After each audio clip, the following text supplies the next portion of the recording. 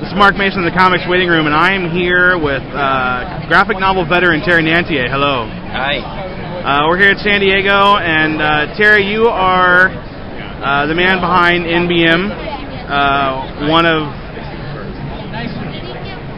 the most veteran publishers of graphic novels, and you're also behind its Paper Cuts imprint for teens and for kids. So you're... Paper Cuts is a separate company, not an imprint of NBM. All right. It's its own company. It's its own thing? Right. And your big announcement with Paper Cuts here at Comic-Con is the new license is the WWE. That's right. Tell me how that came about.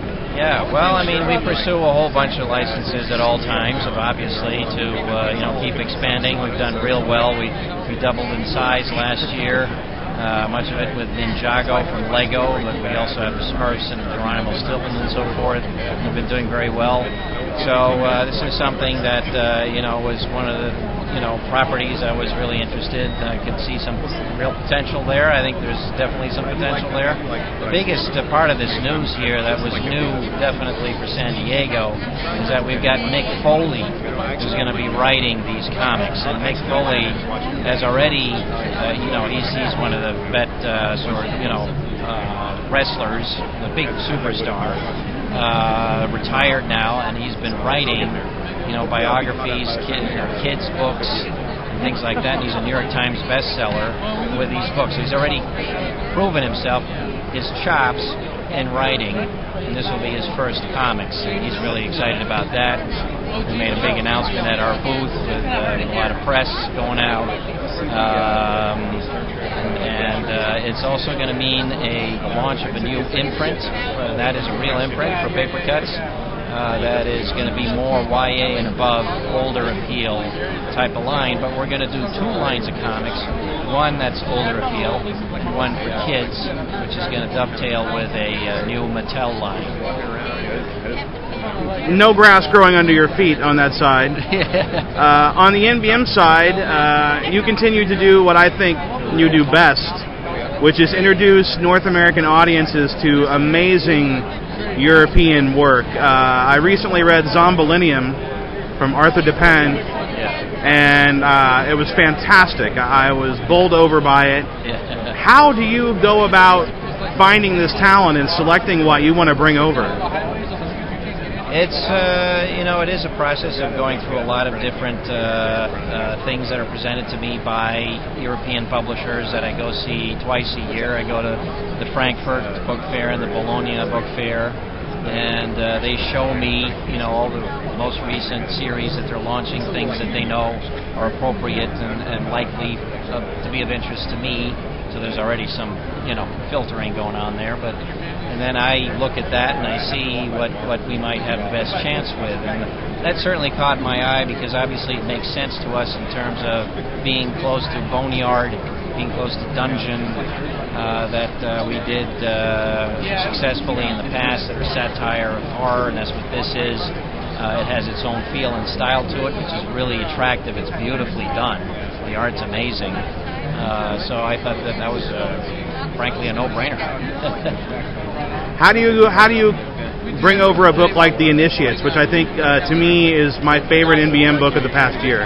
Yeah, well, thank you. Yeah, it's kind of my favorite book too. I always felt really strongly about that because that's part of what I'm looking for in my choices and my selection are things that have an angle to it that I can that can really grab people's attention and make a difference amongst the thousands of graphic novels that are being published.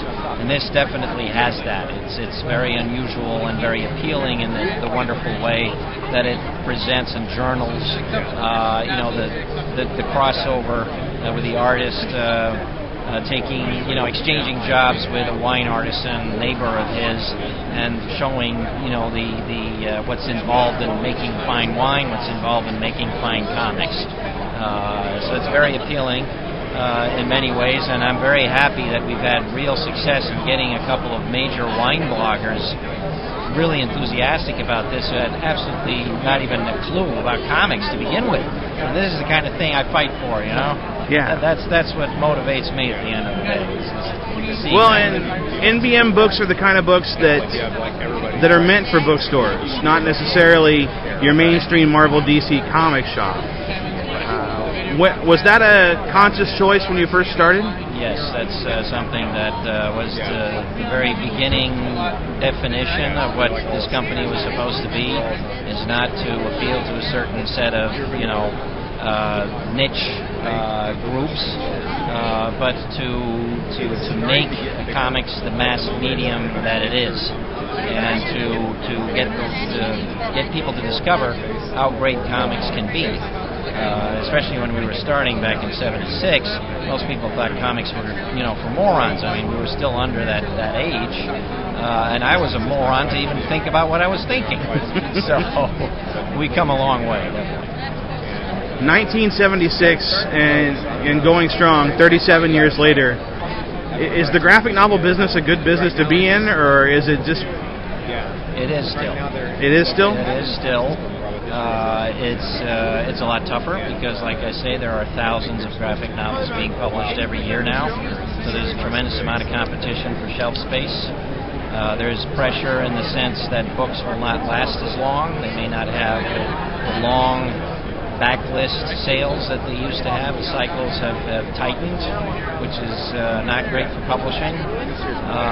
But so there's challenges, and of course there's a challenge of ebooks, which has been less for comics, since it so far it seems to be completely add-on, so that's wonderful. It's not cannibalizing the print business, but it's still growing.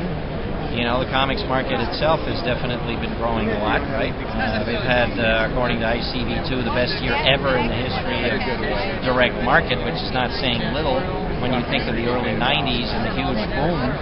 Right. That now's been beaten. So yeah, it's a great place to be. Do you think about your place in the market in terms of your knowledge and your longevity?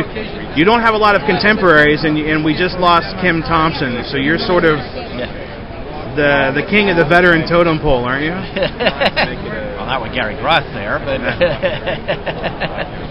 yeah, Kim Thompson, that was a big loss, and I was really very shocked by that because I didn't know. It just seemed so fast. I learned that he had cancer, and then just a couple months later, it seemed like boom, he was gone. And he's been tremendous in championing European comics here as well. And we really compared notes, and we were buddies on that sort of thing, even if we were competitors, which we were. But we had this very similar backgrounds, being partially raised in Europe. So whatever that means for me, I mean, there's plenty of veterans out there that I see every year in San Diego, so it's great. I'd like to think that I did something to help, comics get better recognition. I did my little part in it, certainly, and I continue to do so. And I'm very proud of what Paper Cuts is doing now and garnering all this kids audience, because that's real important. I'll remind people that just 10 years ago, everybody was crying away a river about how nobody is doing anything to get kids into comic stores. Well, here we are. You've put your money where your mouth is on that one. That's right. 37 years in, do you see a retirement for yourself, or nah? You're just going to stick with it until you keel over your desk? Yeah, well, until somebody gives me some incredible offer, I don't know, but